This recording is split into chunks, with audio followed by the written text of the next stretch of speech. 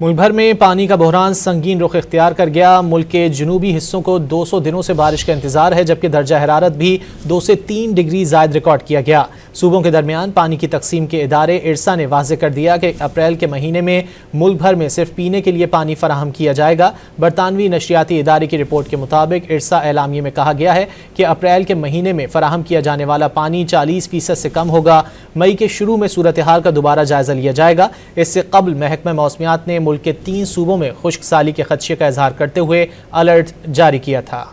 मुल्क भर में पानी का बहरान संगीन रुख इख्तियार कर गया। मुल्क के जनूबी हिस्सों को 200 दिनों से बारिश का इंतजार है, जबकि दर्जा हरारत भी 2 से 3 डिग्री ज़ायद रिकॉर्ड किया गया। सूबों के दरमियान पानी की तकसीम के इदारे इरसा ने वाज़ेह कर दिया कि अप्रैल के महीने में मुल्क भर में सिर्फ पीने के लिए पानी फराहम किया जाएगा। बरतानवी नशरियाती इदारे की रिपोर्ट के मुताबिक इरसा एलामिये में कहा गया है कि अप्रैल के महीने में फराहम किया जाने वाला पानी 40% से कम होगा। मई के शुरू में सूरत हाल का दोबारा जायजा लिया जाएगा। इससे कबल महकमा मौसमियात ने मुल्क के 3 सूबों में खुश्क साली के खदशे का इजहार करते हुए अलर्ट जारी किया था।